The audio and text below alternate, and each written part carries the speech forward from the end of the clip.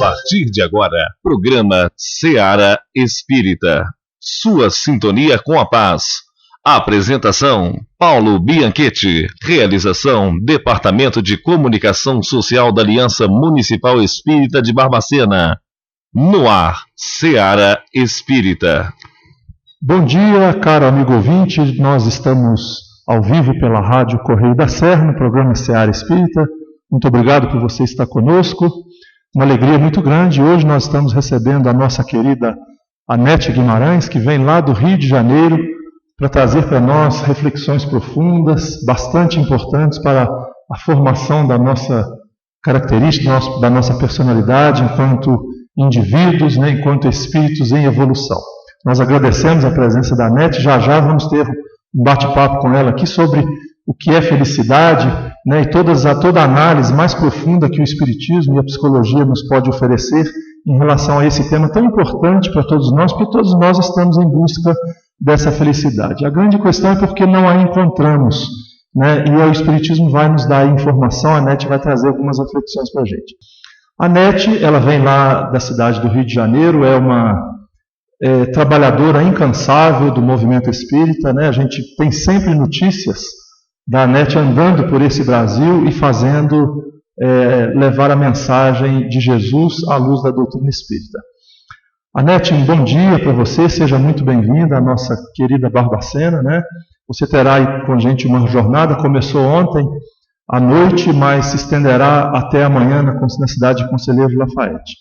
Gostaria de deixar o microfone livre para você se apresentar e já iniciando, fazendo uma pergunta para você a respeito da felicidade, porque é muito comum nós nos autoafirmarmos infelizes. Eu não sou feliz, eu não consigo alcançar a felicidade. O que é felicidade do ponto de vista da doutrina espírita? Bom dia. Bom dia, é uma grande alegria estar com vocês aqui na cidade. É a primeira vez que eu faço palestra aqui em Barbacena, então é um prazer estar com vocês. Essa questão ela é muito interessante e deu origem a um trabalho que a gente passou a realizar quando a gente assistiu uma conferência realizada por Daniel Kahneman. Daniel Kahneman é considerado hoje uma das 100 pessoas mais influentes no meio científico. Para a gente dizer por que vamos falar sobre Daniel Kahneman. Daniel Kahneman ganhou um prêmio Nobel de Economia. Interessante, só que ele não é economista, ele é psicólogo. Ganhou um prêmio Nobel de Economia. E na área de economia foi a primeira vez. Porque é muito comum as pessoas tentarem prever as tendências econômicas analisando os perfis psicológicos, nunca deu certo. Pela primeira vez, um modelo criado por um psicólogo deu certo numa análise econômica. E deu a ele o prêmio Nobel. Bom, além do prêmio Nobel de Economia, Daniel Kahneman também ganhou um prêmio de Psicologia. Não tem o Nobel de Psicologia, mas ele ganhou o maior prêmio na área da psicologia, porque ele desenvolveu uma nova técnica terapêutica, com um sucesso assim, bastante significativo. Além disso, ele foi candidato a um prêmio Nobel de Medicina, porque, juntamente com alguns médicos, ele desenvolveu um experimento para tentar determinar um conceito que se usava em psicologia, e ele queria testar isso, ele fez e foi candidato. Não ganhou. Se ele ganhasse, ele seria a segunda pessoa na história a ganhar 2 prêmios Nobel em áreas diferentes. A primeira pessoa na história foi a Madame Curie, que ganhou em Física e Química. Ele ganharia em Economia e Medicina. Bom, então é essa pessoa de quem estamos falando, Perfeito. E esse assunto da felicidade começou, eu li um artigo, E aí eu fui atrás de saber, e começou da seguinte maneira. Ele leu um artigo de um bioquímico que estava estudando o efeito do cortisol no corpo humano. O que é que significa isso? Por exemplo, há muitos anos a gente já sabe que o cortisol é o hormônio do estresse. Quando você está infeliz, quando você tem um problema mental, esse hormônio é liberado e ele causa uma série de prejuízos à saúde, Então a gente descobriu que a saúde não é apenas um fator físico, é também um fator mental. Você está saudável fisicamente, se não estiver saudável mentalmente, você pode ter um prejuízo orgânico. Então a gente já sabia que o cortisol era o tal do hormônio do estresse, mas o que a gente não sabia era quanto sofrimento, quanto cortisol e quanto exatamente ele afetava a saúde. E esse francês chamado Fraser, eu sei que esse nome é Fraser, mas ele é francês mesmo, ele fez uma pesquisa a respeito para saber, ele queria quantificar quanto sofrimento produz cortisol e quanto cortisol afeta. se a gente se alongar, né, para efeito de conversa, ele analisou e descobriu que a quantidade de cortisol é proporcional à quantidade de sofrimento. Quanto mais você sofre mentalmente, mais cortisol você produz. E ele é inversamente proporcional ao sistema imunológico, ou seja, quanto mais cortisol você tem na corrente sanguínea, menos seu sistema imunológico funciona. Seguinte conclusão: se o nível do cortisol atingir 30%, o seu sistema imunológico vai cair 65%. Equivale a dizer que você está em fase terminal de AIDS. Seu sistema imunológico você vai morrer. Então, se a sua infelicidade aumentar 30% do seu momento atual, você vai inviabilizar a sua saúde, você vai morrer. Então, traduzindo assim, ele chegou à conclusão seguinte: como ele é diretamente proporcional, se o seu nível de sofrimento atingir 5%, você já baixou o seu sistema imunológico. 10% você está doente, 30% você está morto. Então vamos traduzir a questão da felicidade, né? Interessante. Se eu perguntar para uma plateia, vocês são felizes? As pessoas dizem, não, nós não somos felizes. Ou seja, você entende bem o significado da pergunta. Mas se eu perguntar, vocês estão felizes nesse momento? Ah, claro, estou feliz nesse momento. Então as pessoas entendem a diferença entre estar feliz e ser feliz. Então o mais comum é dizer assim, não sou feliz, mas estou feliz nesse momento. Porém, matematicamente, nós podemos dizer que o estado de felicidade é momentâneo e ser feliz seria o processo geral. Então, ser feliz seria a soma dos seus momentos felizes. Se a soma dos seus momentos ao longo do dia forem positivos, você é feliz. Se forem negativos, você não é feliz. Mas nós temos um problema químico. Se 5% do seu dia for infeliz, você já compromete o sistema imunológico. Se 10% do seu dia for infeliz, você vai ficar doente. Somando-se isso ao longo de um mês, por exemplo, né, um dia de infelicidade você aguenta. Agora, num mês, se 10% for infeliz, você está doente. Então, eu pergunto, você está doente nesse momento? Não. Então, eu posso afirmar que 95% dos seus momentos são felizes. Posso incluir um ingrediente? A sua linha de raciocínio é muito interessante. A questão 920 do Livro dos Espíritos, exatamente nessa linha de pensamento. Pode um homem gozar de completa felicidade na Terra?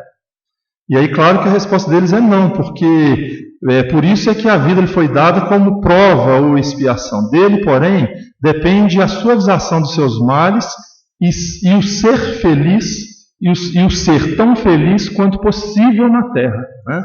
Exatamente nessa linha de pensamento aí de que a felicidade ela vai ser de momentos. Bom, na verdade ele não está analisando isso, ele está analisando o seguinte, ele está fazendo o efeito físico disso. Então, quando você está infeliz, você produz cortisol, é um fato. Sofreu ou decepção, qualquer tipo de infelicidade produz cortisol. A questão é que o cortisol é prejudicial ao seu sistema imunológico. Tá? Então, se você produzir muito cortisol, ele compromete o sistema imunológico e você fica doente. Porque, por exemplo, a gente tem no corpo centenas de bactérias, de doenças. O que é a síndrome da imunodeficiência, o AIDS? Você perde a imunidade, você não vai morrer de AIDS, você vai morrer de tuberculose, de uma doença, até células cancerígenas. Todos nós temos nesse momento. Mas se o sistema imunológico controla isso, você não vai ter câncer. Se você compromete o sistema imunológico, você vai ter tudo que isso é possível. Bom, então esse pesquisador provou, tá, que 95% dos seus momentos são felizes. Senão você está doente. Ou seja, você é feliz. Porque se não for, está morto. Bom, Daniel Kahneman é psicólogo. Ele leu esse trabalho, foi ver a metodologia, está impecável, está tudo certo. O homem tem razão. Ele disse, mas peraí, eu sou psicólogo, eu trabalho com pessoas infelizes. Você está infeliz, contrata um psicólogo para te ajudar. Ele está mentindo?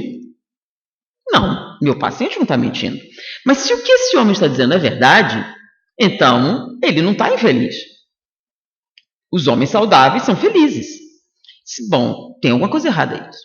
Aí ele analisou a pesquisa, está impecável, é isso mesmo, não tem dúvida. Isso aí foi provado em laboratório, não é uma questão de discussão semântica. Tá? Bom, se ele está certo e meus pacientes não estão mentindo, então o problema é outro. Então ele é feliz e não sabe. Será que seria esse problema? Então, como é que você pode ser feliz e não saber que é feliz? Né? Porque você pergunta, você está feliz? Você sabe a diferença de estar feliz? A pessoa sabe, eu estou feliz nesse momento. Bem-estar, né? Você se sente bem. Você sabe, por exemplo, nesse momento agora, você está feliz? Sim. Agora faz a soma. Ao longo do dia, quantos desse momento você teve?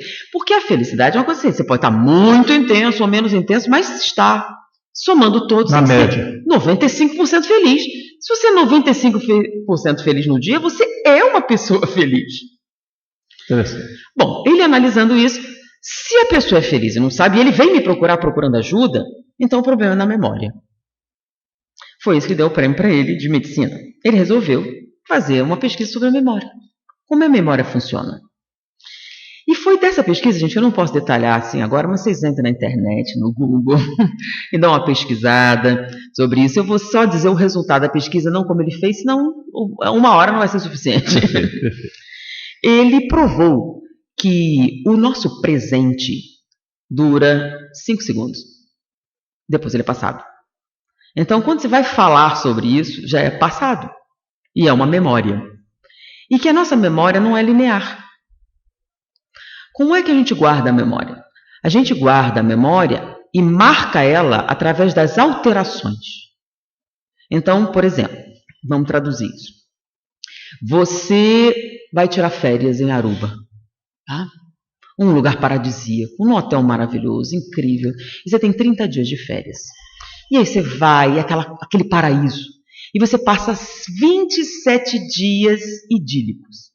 No 28º dia você é assaltado, perde seu passaporte, perde a passagem, perde tudo, vai numa delegacia, num país estrangeiro, um sofrimento atroz. Aí você volta para o Brasil e pergunta, como foram suas férias? Horríveis. Mas peraí, você teve 27 dias idílicos. E o que você lembra? Da mudança. Porque quando você passa um determinado tempo, isso se perde na memória. O tempo para você não é significativo. O que marca a sua memória é a mudança de estado. Então, mais ou menos, você pergunta para uma pessoa, você é feliz? Não. Por quê? Meu pai me abandonou quando eu tinha 11 anos e isso marcou minha vida. Nossa, que terrível. Quantos anos você tem? 67. E toda vez que você pergunta a ele, você é feliz? Não, meu pai me abandonou quando eu tinha 11 anos. E toda vez que você conversa, meu pai me abandonou. Peraí, você tem 67. Depois desse momento, não houve nenhum momento feliz na sua vida. 55 anos da sua vida não teve outros valores? Não teve felicidade? Não, mas você lembra a mudança de estado. Então, se eu perguntar para você, a última operação, você lembra? Você lembra o último momento em que você bebeu a Coca-Cola perfeita, gelada, na temperatura certa? Não. Você fez isso. Você quer dizer que os traumas nos marcam mais? Não, a mudança de estado. Você era infeliz, se lembra da mudança. Então, ele percebeu... Bom, deixa eu falar da pesquisa, fica mais fácil de entender, né? Certo. Vamos lá. Ele pegou 2 cubas, tá? Uma com água gelada a 11 graus, que é algo desagradável. Então, ele botava uma escala e você deveria contabilizar seu mal-estar. Então, você colocava a mão na água 1 minuto. Quão desagradável é a sensação? Aí a pessoa normalmente colocava ali na escala. Vamos lá, 5. Ok. Aí você tirava. Agora você vai colocar 2 minutos. É melhor ou pior? Todo, sem exceção, é pior. Então, 2 minutos de água gelada é pior do que 1 minuto. Tá? 3 minutos é pior. Isso aconteceu com todas as pessoas estudadas. Todos concordam, sem nenhuma única exceção, que 2 é pior que 1, 3 é pior do que 2. Certo. E aí ele fez a seguinte coisa. Um outro voluntário deveria colocar a mão 3 minutos. Tá? Então, quando deu 2 minutos e meio, ele colocou água morna na água, suficiente para subir a temperatura 1 grau. E a pessoa deveria assim, foi melhor ou foi pior? Todos disseram que foi melhor. Mas espera aí. Você ficou 2 minutos e meio com a mão na água. Como assim foi melhor? E só meio minuto com uma água temperada. Exatamente. Qual a diferença? Você marcou a alteração do estado e não o tempo. Então isso serve para coisas boas e coisas ruins. Então quando um estado permanece muito tempo, você perde a noção do tempo. seja bom ou ruim. E você marca a mudança de estado. Entendeu? Você esteve saudável um tempo, quebrou a perna. Você lembra quando quebrou a perna? Você lembra a desgraça? Por que você lembra mais a desgraça? Não é que você lembra mais a desgraça, porque 95% dos momentos são felizes. Talvez você vai me corrigir se eu estiver enganado. Vamos dar um exemplo aqui. O que aconteceu, por exemplo, no 11 de setembro, o famoso 11 de setembro. Todo mundo, a maioria das pessoas vão se lembrar o que estavam fazendo nesse dia, nesse momento. E não vão se lembrar de outros momentos, né? Porque há aí baseado nisso que você está falando. Né? Sim. A memória... Bom, esse foi o experimento. Não vou entrar em detalhes, ele fez vários experimentos para demonstrar isso. Então, ele demonstrou que o nosso presente dura 5 segundos, depois ele é passado. Então, para você falar do que aconteceu, você vai ter que buscar na sua memória. E a sua memória, ela não é um bom juiz do que aconteceu. Perfeito. Bom, em vista disso, ele chegou à conclusão que os pacientes que vão procurá-lo são felizes, só não lembram. Então, ele criou uma terapia que deu o prêmio, lembra? Ele teve o prêmio de ergonomia, que foi o que deixou ele famoso. Teve um prêmio de psicologia e teve prêmio de medicina. Mas vamos lá, de psicologia. Ele criou uma técnica terapêutica nova, que ele chamou de revisão das memórias. Se o seu problema é a memória, se a gente conseguir fazer você lembrar, você melhora. Tá? Bom, são várias atividades, mas vou dizer duas especificamente, né? Um elemento dessa terapia chama-se álbum de retratos. Então, quantos anos você tem? 30. Ok. Você tem 30 anos, então você se compromete com ele a fazer um álbum. Um álbum que tenha duas páginas, página dupla, né? Par e ímpar. Cada página dupla, par e ímpar, você vai colocar 10 fotografias significativas para cada ano da sua vida. Então, nas primeiras 2 páginas, de 0 a 1 ano. Na segunda, 1 a 2 e assim vai até os 30 anos. Então, você vai procurar com quem for e preencher as 10 fotografias. E tem que ser só 10. As 10 significativas do seu ano. E aí você vai revisar com ele isso. Pausa. O que é que me fez conhecer o trabalho do Kahneman? Uma conferência que ele fez. Muito interessante. E essa conferência, uma repórter perguntava a ele, Daniel Kahneman tinha saído das estatísticas sobre infelicidade, suicídio, etc.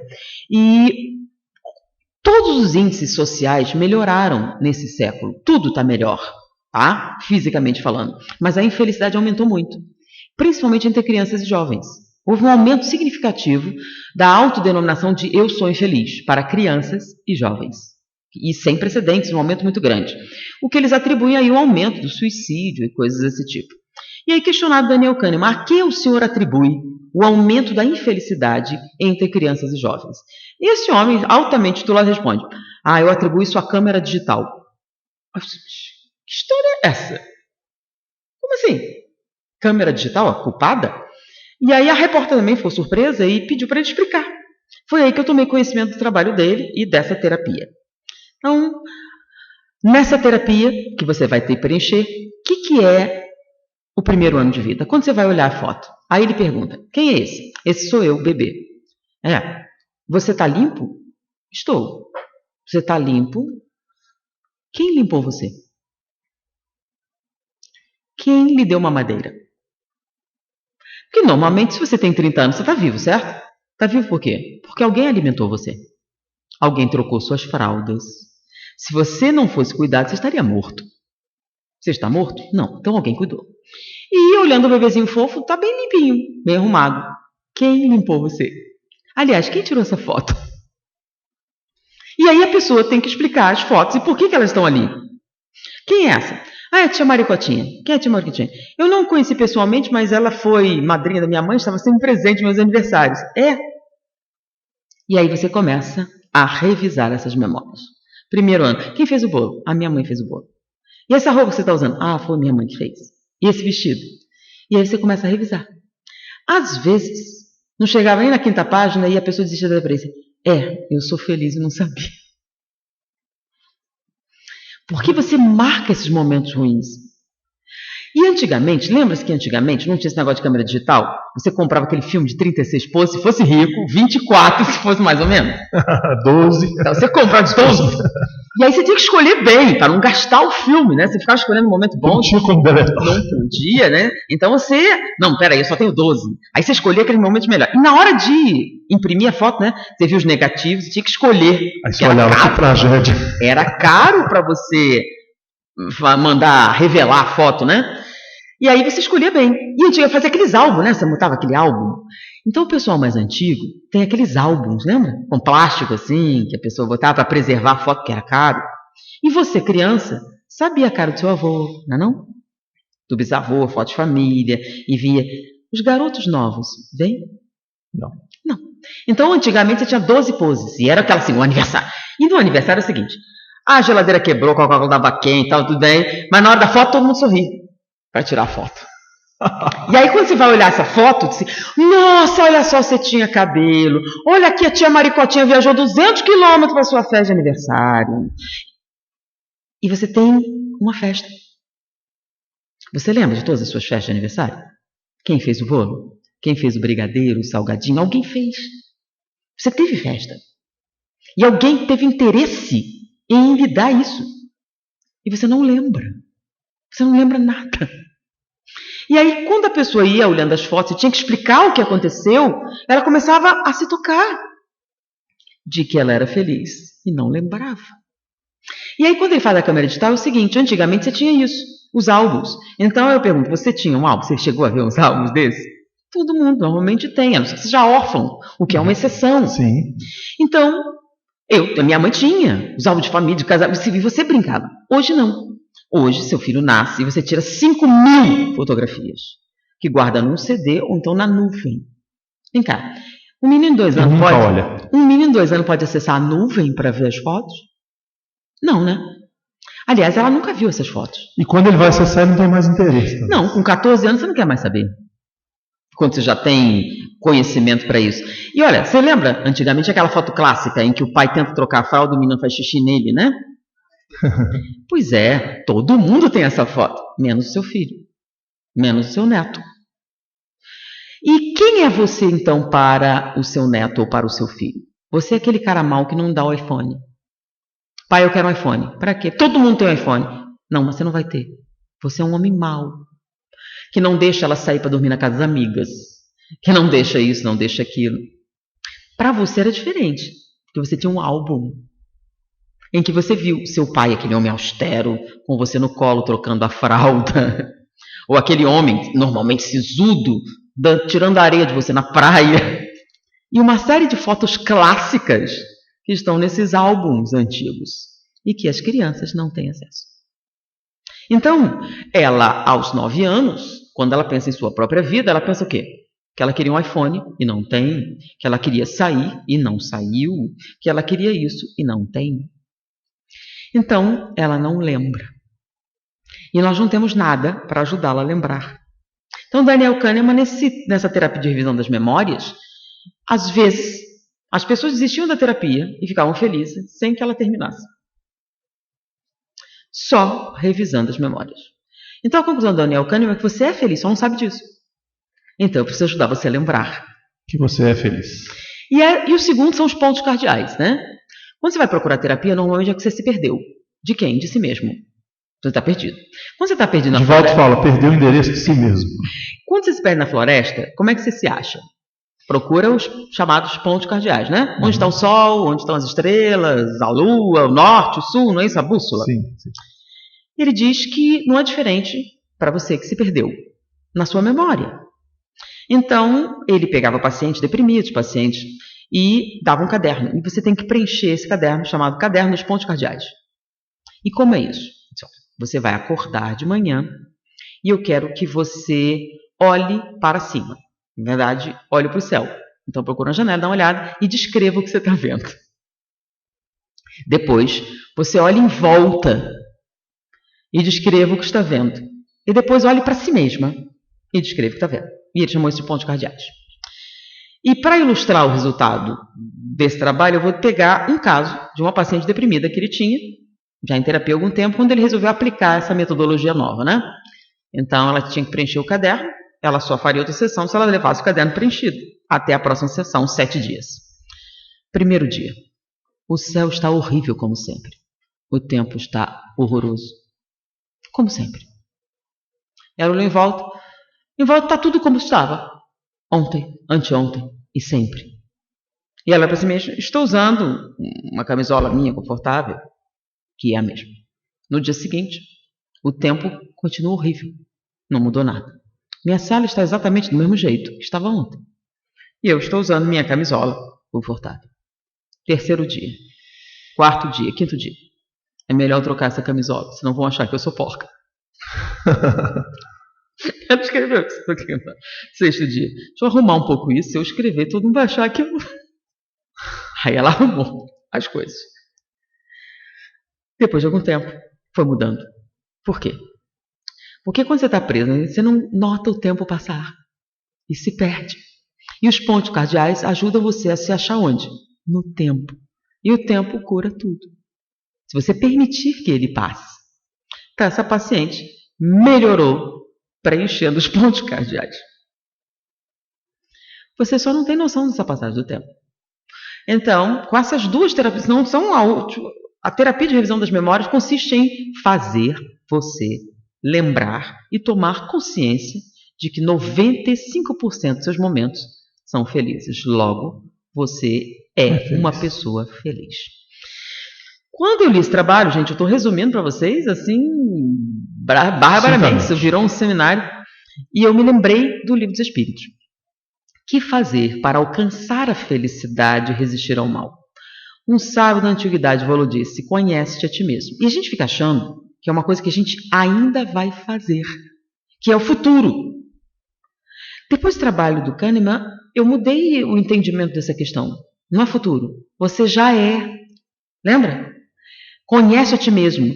Se você fizer isso, você vai saber que você já é feliz, só não lembra. Então não é para o futuro, é agora. Se você revisar sua vida, você vai descobrir que tem muito mais motivo para agradecer do que para lamentar. Então eu achei um trabalho extraordinário de Daniel Kahneman e bastante preciso. E isso não é uma opinião, está baseado em fundamentação de laboratório. Perfeito. Ele não inventou, não tem nada a fazer, resolveu. Ele analisou um conteúdo de natureza científica e fez uma aplicação prática. Eu achei, realmente, ele merece o título. Muito bem, Anete. Voltando à nossa conversa, nós conversávamos antes do início do programa e você nos falava a respeito do materialismo que ainda existe muito presente na nossa sociedade. E eu queria que você fizesse para a gente uma análise de, já que nós estamos na matéria, né, nós temos a necessidade de viver na matéria e, consequentemente, as coisas materiais, como lidar com isso? Qual é o limite entre a necessidade da matéria e o materialismo propriamente dito? Muitas pessoas elas não entendem bem a relevância da filosofia em suas vidas. Né? A filosofia é o estudo das raízes das suas escolhas, das raízes do motivo de você pensar de determinada maneira. Então, quando a gente analisa a nossa sociedade, muito do que acontece nela, você não entende que muito disso é consequência da filosofia de vida que você abraçou. Então, quando você é deísta, você acredita que existe uma inteligência suprema e que ela faz parte do nosso cotidiano, você acredita que tem uma obrigação moral de ajudar. Isso é intrínseco. Você pode até não raciocinar isso conscientemente, porém você aceita. Você aceita que toda a vida é sagrada. Você aceita as consequências desse tipo de pensamento. Você aceita que existe bem e mal, que existe o certo e errado, e esse certo e errado não é relativo, ele é absoluto. São coisas que inconscientemente você aceita, que fazem com que você ache moralmente corretas ou incorretas determinadas posturas. Tá? Isso vem dessa filosofia, mesmo que ela não seja consciente. Uma filosofia materialista, ela altera radicalmente essa estrutura.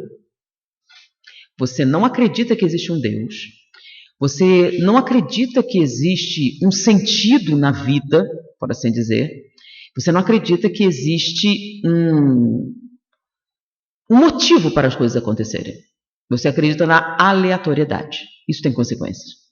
Uma das consequências é você abraçar totalmente a moral utilitarista. Ou seja, a moral deixa de ser absoluta, como pensa Immanuel Kant, e passa a ser utilitarista, como Jeremy Bentham. Ou seja, é a relativização do mal. Então, qualquer coisa pode ser boa, dependendo do fim que você espera obter. Então, por exemplo, o que é o utilitarista? O utilitarista diz que os fins justificam os meios. Que vale a pena sacrificar alguns para o bem-estar da maioria. Tá? Que a vida não é sagrada, a não ser que ela seja útil. Então, por exemplo, o que é que impede alguém que abraça a moral utilitarista de eliminar pessoas idosas? Vem cá, você não tem mais o que produzir, você não tem contribuição na sociedade, por que manter uma vida inútil? É um estorvo. Eu vou dizer o que o ícone do materialismo da atualidade falou numa entrevista. E isso repercutiu violentamente. É o Richard Dawkins, aquele que escreveu sobre Deus. Ele disse o seguinte, que um casal dar à luz a uma criança com síndrome de Down é falta de patriotismo. E ele justificou. Você vai dar à luz uma criança que não vai contribuir socialmente e quando você morrer ela vai se tornar um peso à sociedade. Então ele diz na entrevista que é dever cívico abortar. Que coisa. Isso é que é uma base materialista. Aí você diz assim, não, mas os materialistas têm... Eu não estou falando se é bom ou mal, se é ético ou não. Sim as motivações. Porque é lógico pensar assim, se você é materialista. Você está entendendo? Não é lógico para quem é deísta. Você vai dizer que toda a vida é sagrada, mesmo que ela seja inútil. Então, por que é que determinadas sociedades preservam pessoas que têm deficiências graves, que não contribuem? Por que você cuida, ama e alimenta uma criança com paralisia cerebral? Você está entendendo? Porque... Explica. Porque é a coisa certa a fazer. Mas por que é a coisa certa a fazer? Dentro de uma lógica materialista, não é. Certo. Porque, na verdade, está prejudicando a maioria. Você está gastando recursos. Então, a Inglaterra, mais de uma vez, por exemplo, negou recentemente auxílio para uma mãe que tinha uma criança com sérias deficiências.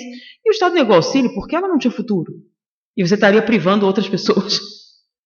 Isso seria inconcebível, por exemplo, numa sociedade que tenha um background religioso. E a gente acha que a religião é muito ruim. Ou as pessoas estão pregando isso agora, mas elas não pensam nas consequências. Então, genes defeituosos, pessoas mentalmente incapazes. Na verdade, gente, nós temos uma fala romanceada desse assunto que é o Admirável Mundo Novo, de Aldous Huxley, que fala sobre essa sociedade ideal, absolutamente materialista, onde você vai aproveitar ao máximo. E das consequências que ela tem no cotidiano das pessoas. Então as pessoas não têm ideia de quais seriam as consequências de uma sociedade absolutamente materialista. Complicadas, é beça. Aliás, já está, porque muitas pessoas, na sua vida pessoal, são religiosas, mas resolveram que na vida pública não. São absolutamente materialistas. Então certas questões morais não podem ser discutidas. Quem disse que não? A maioria da população não é deísta?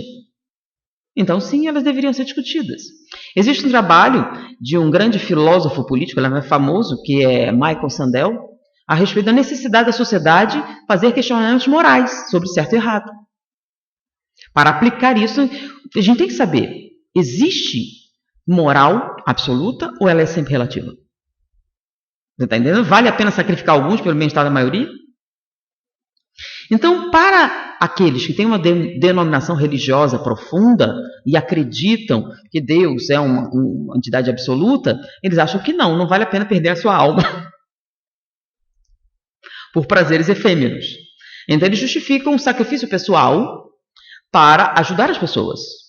E eles não acham válido você sacrificar contra a vontade de alguém. Então, você teria que discutir quais seriam os benefícios a longo prazo de uma sociedade materialista versus uma sociedade espiritualista. Essa é uma discussão extremamente filosófica e intensa, né? Que levantar várias coisas. Isso independente da denominação religiosa. Estamos falando só do significado de ser deísta ou não.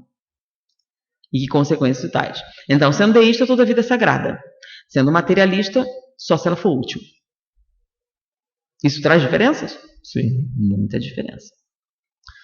Perfeito. E nesse contexto, em relação, por exemplo, à esperança, já que nós estamos vivendo dias muito tumultuados, né, conforme nós estamos analisando aí, muitas coisas turbulentas acontecendo na nossa sociedade, sobretudo tendo origem no nosso mundo íntimo, no aspecto ético e moral. Há esperança para que as coisas vá se melhorando na medida em que as pessoas vá tendo consciência dessa realidade espiritual, até sobre esse aspecto que você disse da filosofia, ou seja, as pessoas começarem a ter um interesse pelo conhecimento mais profundo, o conhecimento do ser, aquela pergunta que você fez, a abordagem, que é o autoconhecimento, conhece-te a ti mesmo. Isso faz uma diferença em relação ao futuro que nós podemos esperar? As pessoas tendem a dar opiniões simplistas, né? Qual a diferença entre a pessoa esclarecida e a pessoa não esclarecida? Não é quantos títulos ela tem, e sim se ela questiona ou não a realidade. Perfeito. As pessoas não têm questionado a realidade, tá? Então o mundo está ruim. Tem certeza? Ah, mas as notícias, de onde você está colhendo?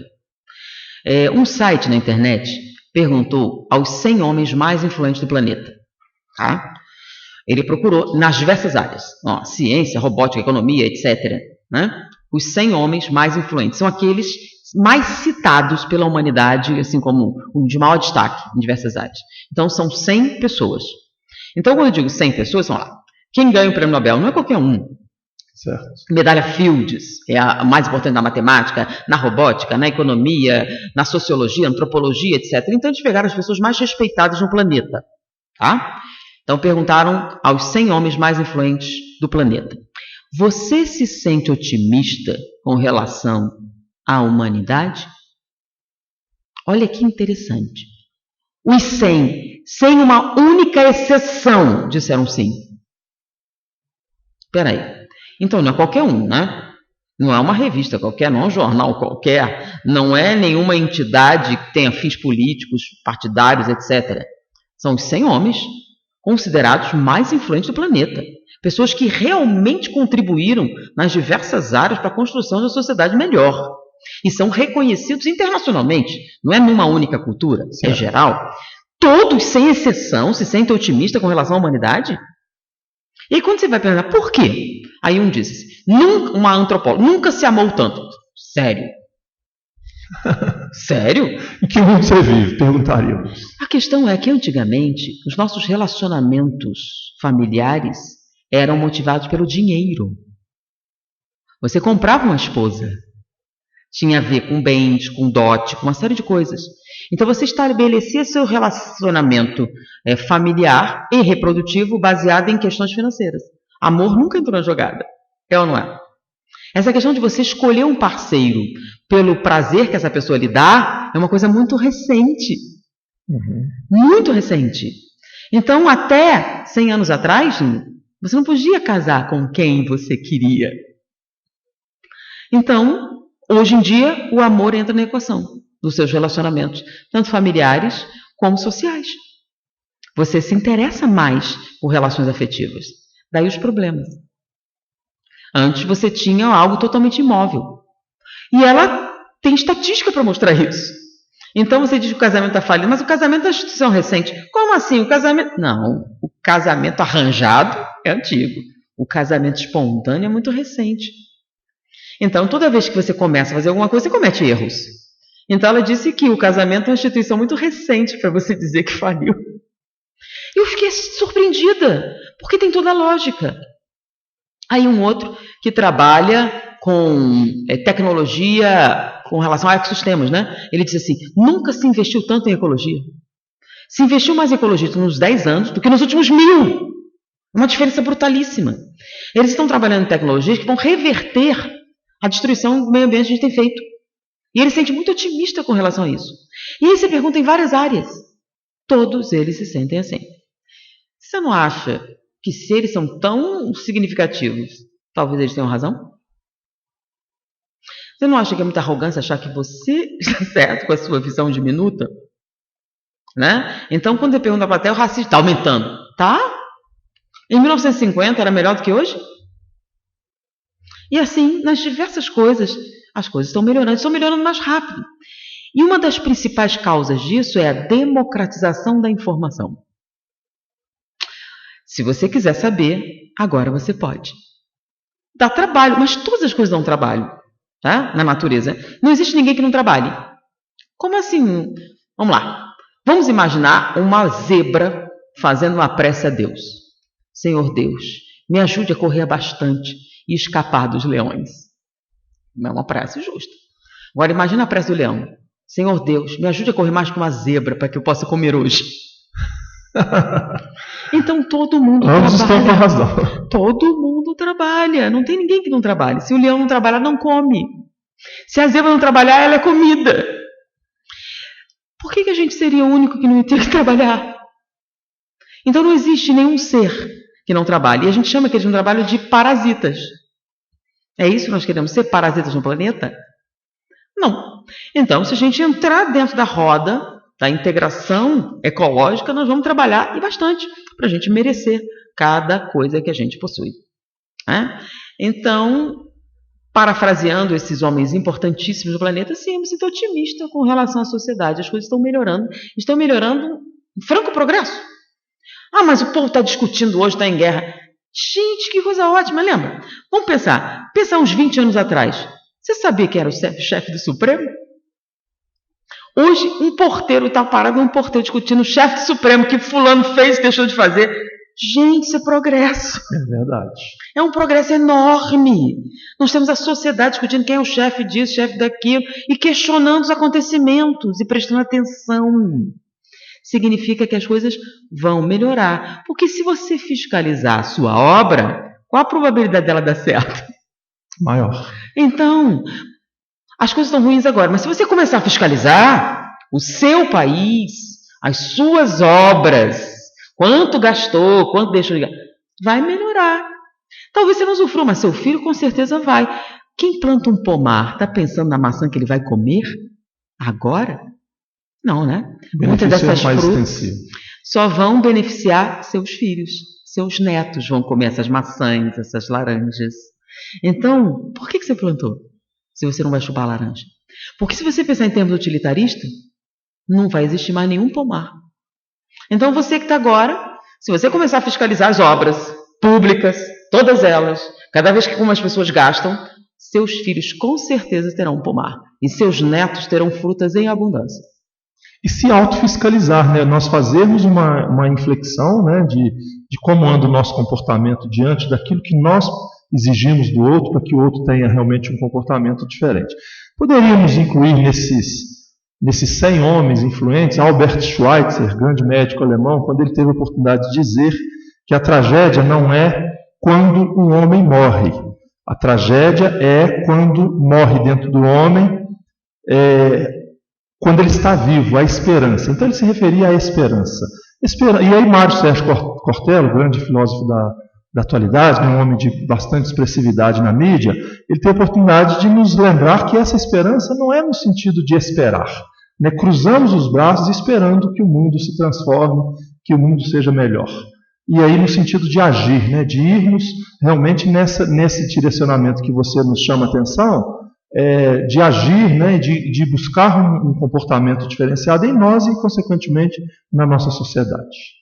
Esses 100 homens são 100 homens vivos. Nesse momento, certo. Né? Schweitzer já há um tempo atrás, os pensamentos maravilhosos. Então, esse site trabalha as pessoas agora, os titulares nesse momento, né?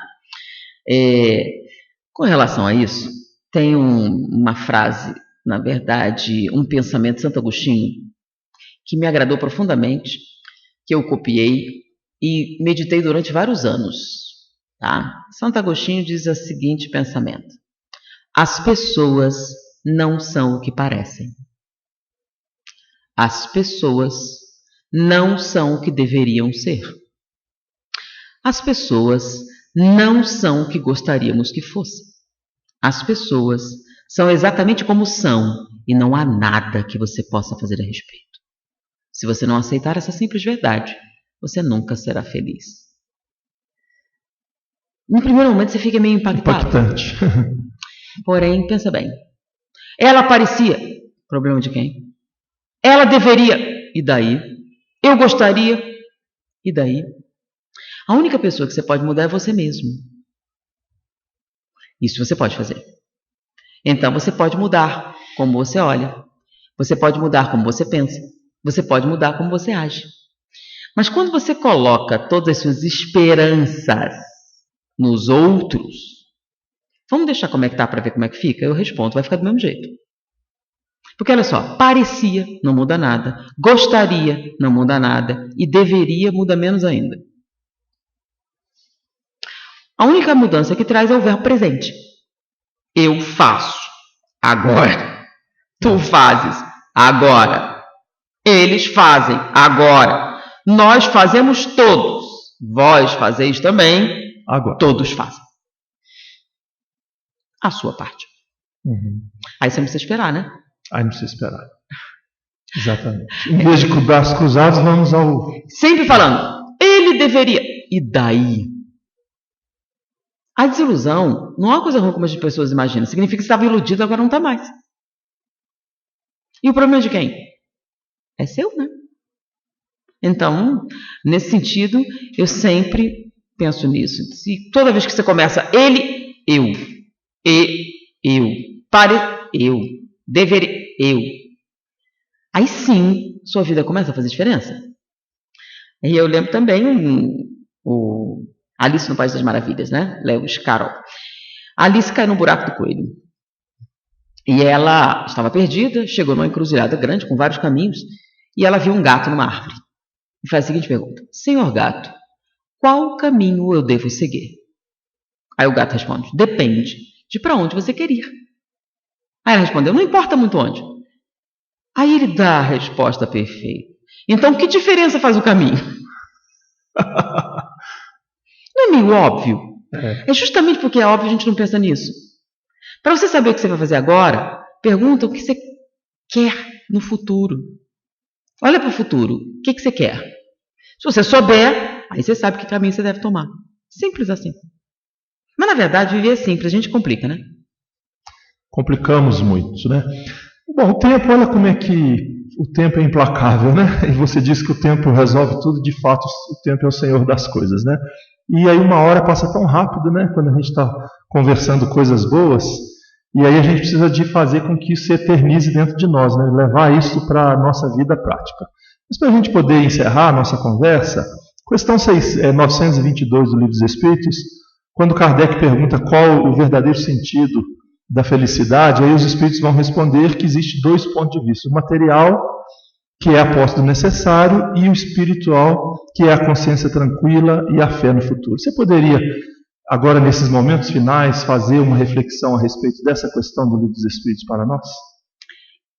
Quando a gente fala sobre a transição planetária, coisa assim, né? O pessoal logo pensa em coisas físicas. E nós estamos vivendo uma revolução mais profunda que as pessoas imaginam, de conceitos. Então, a Organização Mundial de Saúde fez uma nova definição de bem-estar. Né? Antigamente, começava: o bem-estar é poder comer hoje, poder comer todo dia, poder garantir sua alimentação. Não é mais suficiente. Você quer também bem-estar mental, você quer pão e circo, você quer divertimento, quer tudo isso, beleza? Hoje em dia, a maior parte das pessoas não é suficiente. Não, eu quero a ascensão social. E a gente tem uma mobilidade que não tinha há 500 anos atrás, lembra? Você nascia escravo, morria escravo. Você nascia servo, morre servo. Hoje você pode reclamar do que for, mas se você tem possibilidades, tem milhares de histórias de pessoas que mudaram seu destino. Então já é possível, você pode até sonhar, mas não é mais suficiente. Então, hoje a definição coloca que o bem-estar é um fator físico, mental, social e espiritual. Sua vida precisa ter um propósito, sua vida precisa ter um sentido. Porque quando você não tem sentido, o universo pode dar tudo o que você precisa para ter prazer, que você não tem um motivo para viver. Esse é o pensamento de Viktor Frankl, que deu origem a uma escola psicoterápica chamada logoterapia, terapia do sentido. Porque ele esteve em Auschwitz, perdeu a família em Auschwitz, sofreu todas as torturas que um ser humano pode sofrer. E ele observou em volta outras pessoas no limite. Ou seja, o que você pode dizer de sofrimento além disso? E ele percebeu uma coisa. Porque ele sobreviveu a Auschwitz, se tornou professor em Yale, uma das universidades de maior prestígio nos Estados Unidos, com jovens privilegiados e o número de suicídios. Aquilo impressionou ele. Como podia? Em Auschwitz as pessoas não se matavam. As pessoas eram assassinadas, eram torturadas, eram trucidadas, morriam-se como moscas. Mas suicídio era muito incomum. E quando acontecia era um ataque de loucura. Ninguém se matava. Por quê? Jovens bonitos, saudáveis, com um futuro, resolveu se matar. Ele achou isso tão estranho que resolveu estudar. E foi isso que deu origem à logoterapia, que é o sentido.